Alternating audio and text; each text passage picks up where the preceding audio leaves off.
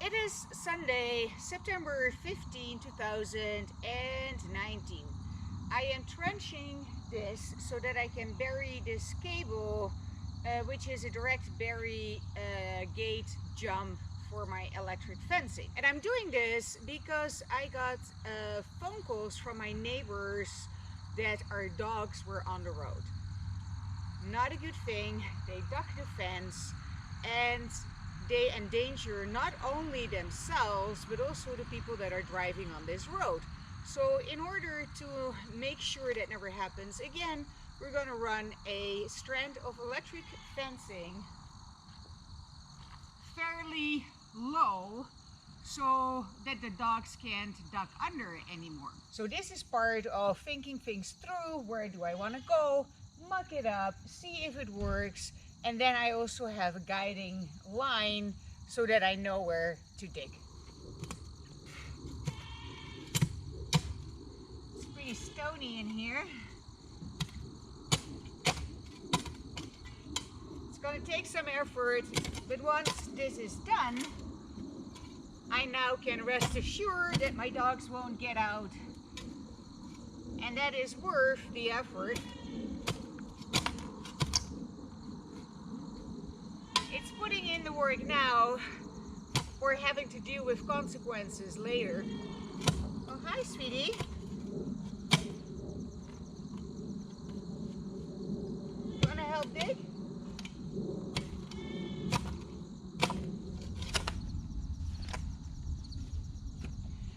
Let's talk about consequences, as I am making an effort to avoid negative consequences of my dogs ducking the fence. Forgiveness and consequences are two separate issues altogether. If somebody hits my dog on the road because he has ducked under the fence, this person can forgive me in the understanding that of course I didn't mean for my dog to run onto the road and getting hit by a car or almost getting hit by a car.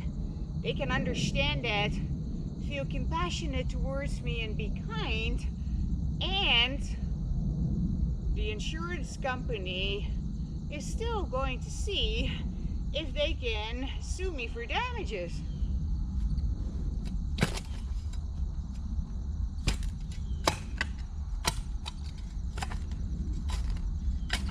Because the consequence of my dog ducking the fence and running onto the road and getting drivers in trouble, the consequences still need to be dealt with.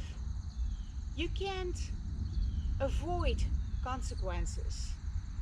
And forgiveness doesn't mean absolving somebody from consequences.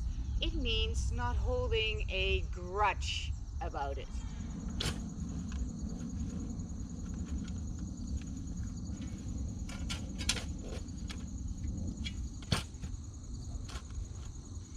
Dealing with consequences of certain actions or certain non-actions can be amicable and even enjoyable if there is the acknowledgement of, yes, indeed, these are the consequences of our actions or inactions, and we are happy to work something out, to compensate and to make right. Forgiveness never means that now things don't need to be made right. To make things right is always right.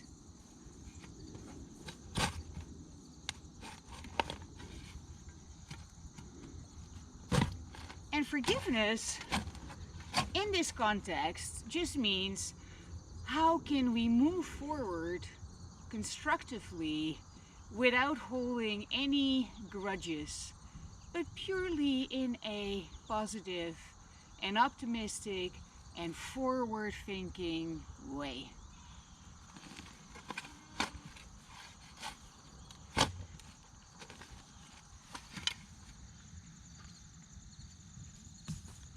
other side of the fence, sweetie.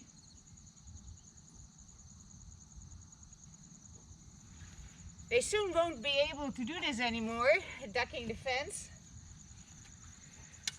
And if they try, they will be zapped as a consequence.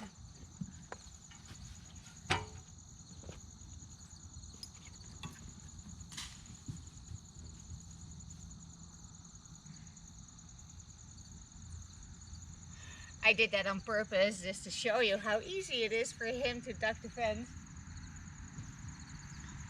Not anymore once I am done trenching.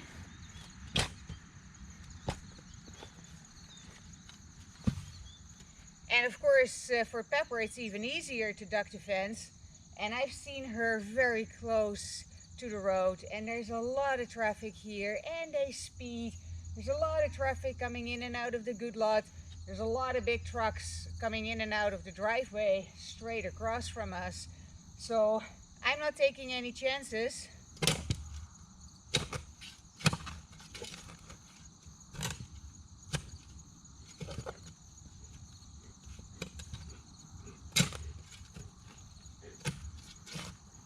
Preventing negative consequences is always more efficient. No matter how much time I'm going to spend on this, it is nothing compared to having to deal with the consequences of one of our dogs being hit by a car or causing an accident on the road. This is nothing compared to the consequences that we can be facing if I don't do anything about it. That must have been a stone. Forgiveness is also related to he who without sin throw the first stone.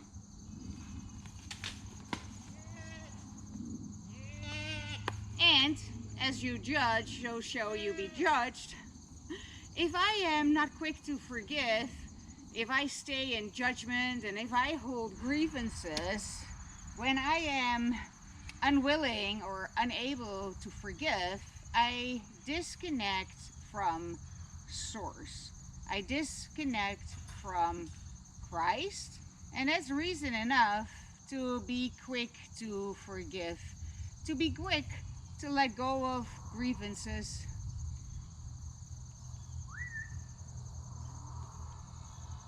And once you understand that as you judge, so shall you be judged, you're not very keen to judge harshly, because who is without sin, throw the first stone.